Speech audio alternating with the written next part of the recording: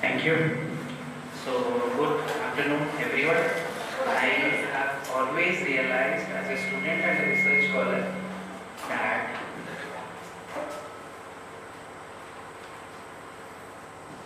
thank you. Afternoon sessions are always the dormant ones. In any conference, in a class, all the afternoon sessions are quite hazy and sleepy. So, in that sense, it gives me enormous amount of energy which I cannot express in my words. All of your precious presence. So, the intent behind this course, or the intent involved with this course is to make you aware of what public is and what policy is all about. So, if I will be conceptually clarifying you, then public is all about we all. If we are going for the great document of the Indian Constitution, we have given to ourselves this one with a realization, with a thought, with a spirit, apart from the letter involved within the premises of the document, we are going to value and nurture ourselves of our own. Through what? Through a framework, through a document, through a structure, through a process called democracy, the moderate path. So, can we consider democracy as a public policy? No. No. Why? The loud voice told me no. Democracy could not be considered as public policy. Okay. Public policy is a part of democracy, right? I hope so. If I am not mistaken then. Okay. So what in that respect private policies? We are talking about PPP, the idea of segmenting or cementing together the avenues of public and private and making it a venture which would be substantial and successful enough so that we can call it a public-private joint venture in form of PPP. So is there any private involved with this public? If we are talking about policy? Yes? No? Doubtful? Cannot answer? Simply rejected? Suspectful? Still doubtful. Okay. Private is always a part of public. In every kind of situation, since the advent of human civilization, private is always a part of public. But public is never a part of private, never a part of private. But in that respect, if we are talking about the norms of feminism, this is somewhat bit distracted from the topic, yet very much relevant as far as policy is concerned. Feminism is all about private. For the man who carries a womb, that's what man is all about. Right? Womb carrying man is woman. To emancipate her rights, her discourses, her freedom, her spirit, to give her a thought of liberty and equality in terms of the whole notion, not segregating the man out of it, is all about feminism. What I have understood till now in terms of the words which I remember in the terms of Will Kevlikar or my teacher Gurpreet Maharaj. So, in that respect, we can, if we are considering a woman as a private entity, then can we call her public? From the terms of feminism or from the discourse of feminism, if we are considering a woman more private in terms of the social constraints or the social hindrances involved, can we call her more private or less public? Can we? These are some serious questions. Okay, anyways, let's be lighter. So, this is a certification course for our NAC requirement. What is this? Somewhere in the class, in some previous instances, I was talking about symbiosis.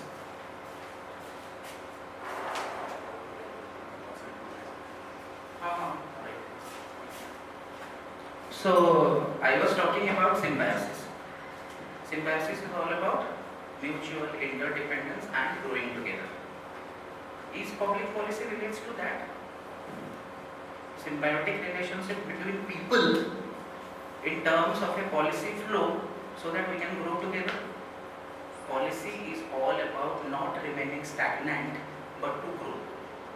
In any terms, policy intends to grow, to expand its horizon, to envelop more public in its domain. This is the intent behind making a policy. Then in a class, I was talking about proposal, project, paper, document, debate, discussion, preparing a synopsis, thesis, then a document, then a review report, then a policy, or something is beyond the march of policy. Can we say that something exists beyond policy? Yes, it's the public. Again, the public. Public has to act as a safeguard. Public has to act as a measure of checkmate for the policy. During lunch break, with my tech friend, we are talking about something very different. We are talking about the right to repeal, the right to revoke. Some people who are at the governing end, the right to repeal. We are discussing that in some states, some very much so-called advanced states of the globe, in the Scandinavian states or somewhat in the Nordic states of the European Union, we have a right to recall or right to repeal. What is that? If people are not satisfied enough with the performance of the government which we have elected of our own, at our own will, we can call them back. They will be drawn back.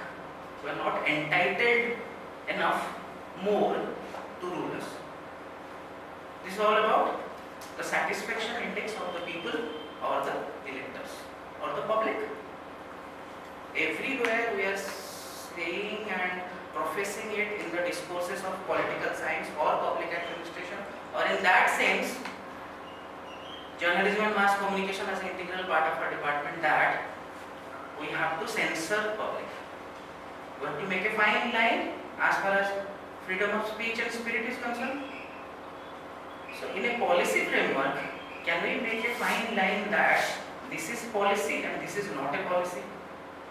Then where policy is implemented?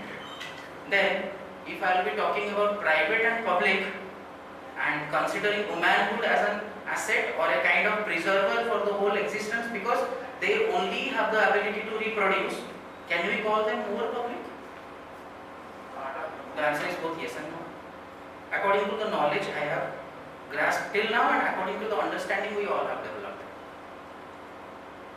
Then what is policy? Policy is beyond public, but yet has the ability to be checkmated by the public again. That's policy is all about. Policy is a framework which is not law. So another question may crop up in my brain, whether policy is legally binding or not. A project, a proposal, a framework, is it legally binding? My lawyer friend can answer. Policy is legally bound? Yes. Policy has to be consented upon and ratified so that it will become a policy. So that it will be applied over a people, over a population, over a crowd or whoever it is, over the citizens, and then to bring certain results in turn of time. We call them incremental policies. Policy formulation and policy reformulation and then policy stakeholdings. We reframe a policy after a certain period of time. Over a period of time, we reframe policy also. So in that sense, this image signifies it is interdependency and growing together and then more symbiotic in nature because it has to yield some positive results. It has to yield some positive results. That's policy is all about. And in that sense, policy is somewhat very different from the project or the assignment we have. Suppose he is working on a paper where he is assimilating or comparing, my dear friend Devashish, he is going through the political manifestos of different political parties. Manifestos. Manifestos are made before an electioneering process. It's a promissory note on the part of the aspiring to be elected candidates for the people at large, whom we called legally or technically as electors in the electoral system. So can we call this segment of document a policy document? Yes or no? I need this answer at least.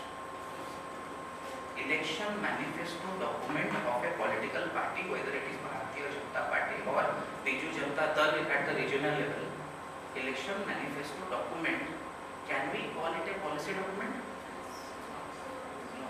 Why no?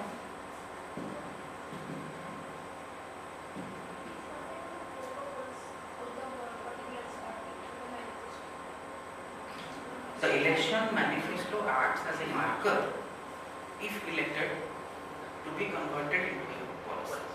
It's a pre-phase of a policy. It's a pre-phase. I'm not talking about the pre-phases of zoology, metaphase, anaphase, prephase and all that. No. So pre-phase means the background preparation before formulating a policy as per the requirement in necessary doses. If you consume medicines or drugs with respect to proper dose, then it will be healed, otherwise not. And some people are advocating that it will be overdose, drug overdose, it may react. Right? So a proper policy, pre-actualization, pre-realization, pre-formulation is necessary, so that policy would have a proper dose, so that that dosage would be applicable over a community or a people or citizens or citizenry as a force is involved to keep certain results. Okay, so it is more than symbiosis to get a positive result at least. Then we can reframe the policy. Restructural opinions would be invited then, or then we can also involve a larger framework as far as the sample space is concerned.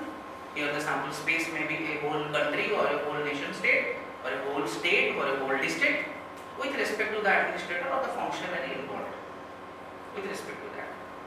So,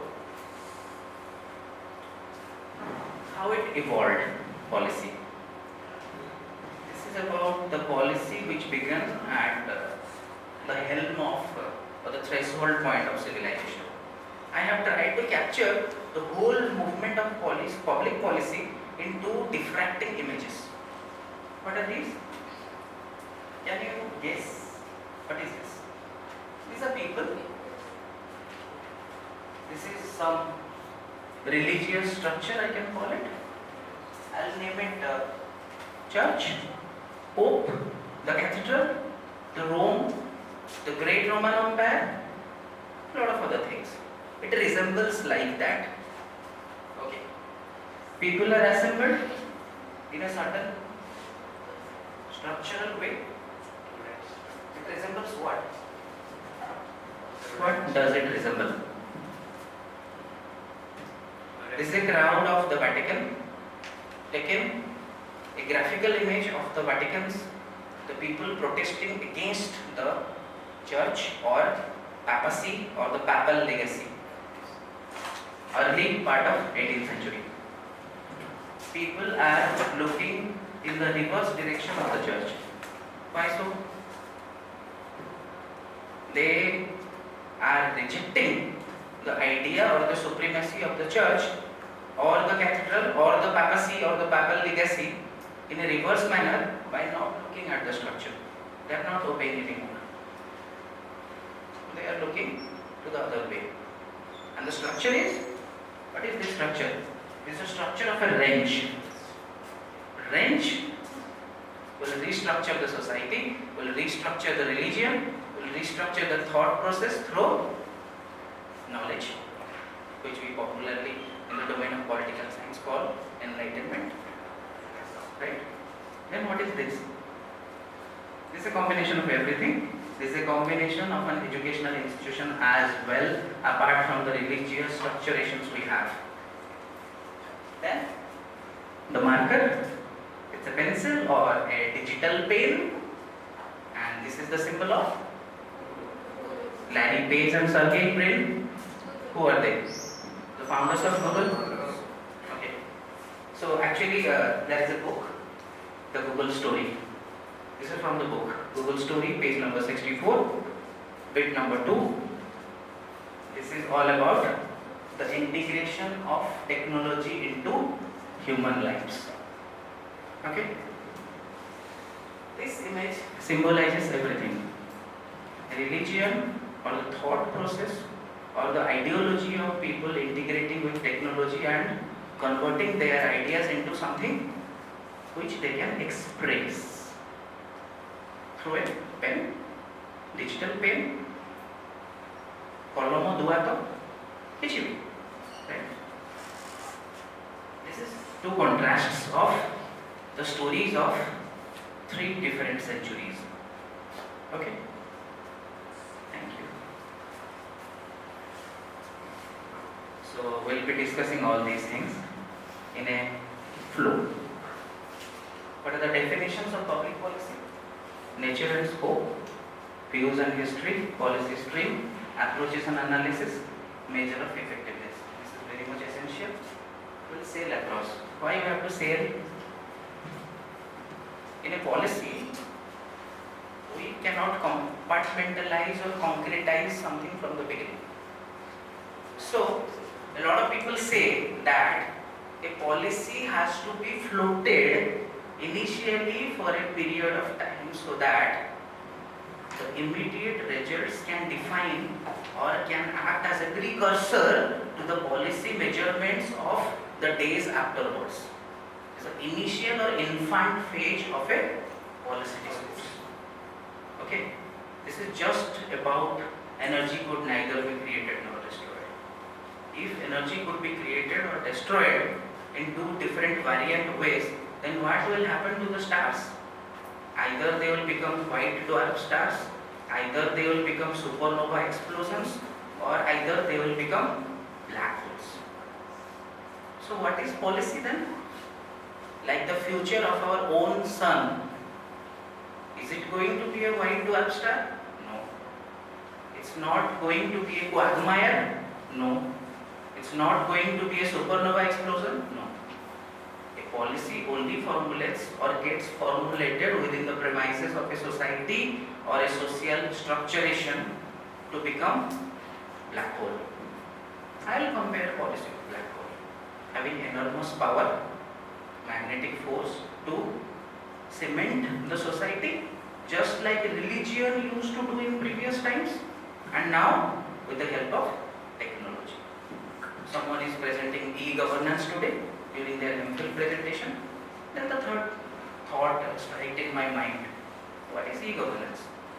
E-policy, e-conceptualization of ideas when formulating policies, the electronic integration of the existing documentation, which was physical at large, but then we tried to make it a bit compact, but having more enormous capacity. Capacity building happened with the compactness involved. This is so much divergent in nature. This is what the magical effect of policy is all about, and specifically public policy, where on the basis of several dimensions of differences, we have to consider people as one unit and enforce upon a policy, so that all the differences would materialize into a single block giving some results, despite of all the pluralities and diversities we involved, we have to make a unified policy. Okay. Then, while defining public policy, some thoughts can come to our mind that before defining it or while defining it, should we have a system of law and regulatory measure to make a policy? Absolutely yes. Because in a system of law, we observe a pattern. We cannot completely reject the law. Either we have to follow the law, we have to behave as per the law, otherwise we will be jailed or punished. So law is a framework within whose perimeter we have to make some amends, which we can call a policy. So is it a system of law? Yes. It is a system of law having a legal binding which people have to follow, or the rulers at the helm of affairs have to follow. Then, what is a regulatory measure? Policy is always regulated in measures and constraints. So it is a regulatory framework within which some measures are taken so that we can call it a policy. Fine? And definitely if it is a public policy. Later on I will be going on the scopes of it, or what are the policy discourses are there other than public policy. But still, public policy is the larger venture within which all the policy actualizations can happen in different systems with different structures and forms and phases.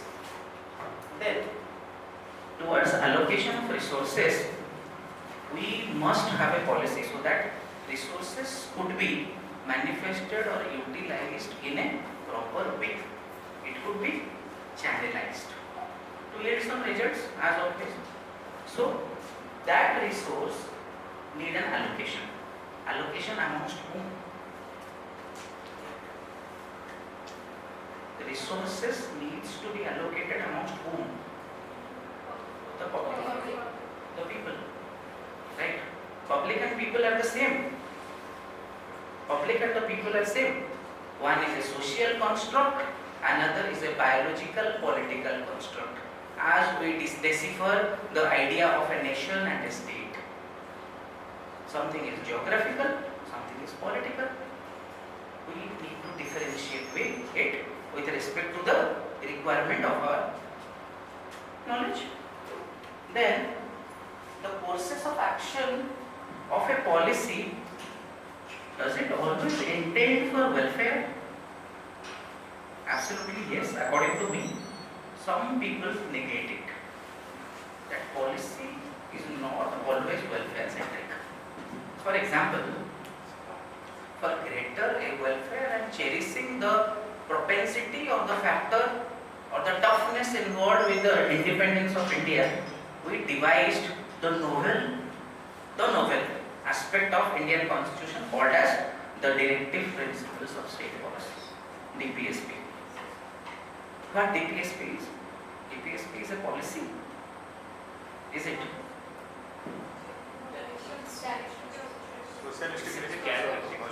Socialistic principles. Very nice. For the first 5 decades, we tried to gauge the efficiency of a socialistic state which we have initially planned to perform as. Then it became economic, then it became technological, then it became much advanced, Tech 2.0, and then new millennial state, and then some other blah blah blah things. Okay. So, courses of action of a policy as a marker, just like the example of TPSP, should be welfare centric, must not, should be. If a policy is welfare centric, then it involves the people or the public. That is the difference between a public policy and a private policy is. A private policy may be profit oriented, may be individualistic in nature, may be family goal oriented, may be a hyphenation of a family legacy, but public policy could never flow on that path. Public policy always should have the hinder end called as welfare. That distincts it or differentiates it from private policy, which is individualistic in nature in most of the cases. Then, what should be the funding priority of a policy? We need resources, we need hard money to actualize a policy. So if we are going to fund a policy, then what we need, or what are the deviations we may face? If a policy needs actualization, we need money, right? We need resource allocations in an equitable and just manner. It's okay. But then the chances of discrimination rises. That becomes the faltering point of a public policy. We again call it a policy black hole. as per the opinion of some socialists. They have talked about policy black hole. This is also advocated by neoliberalists. When liberalists became dormant and neoliberalists of the next gen population became prominent, they termed it policy black hole. When a policy becomes deformed but still propagates its energy. That's the phenomenon of a black hole is all about with respect to the dimensions of physics and cosmology and astronomy. Right? So it's all about the black hole. We have to make a policy concrete enough to yield some results, yet it becomes dormant after a period of time because the public response becomes thinner day by day if that happens. The brightest example is Aadhaar that I was discussing in today's class. When Unique Identification Authority of India, brainstormed by Nandan Nilekani and co, initially took force at the advent of this millennium. Initially it got resistance, then it got a force in the parliament as an act of law, then it got a resistance during UPA 1 and 2, then they became its own advocates, then NDA 1 and 2 became its opponents, then they made it a force. This policy blockage, policy bottleneck happens in a democracy.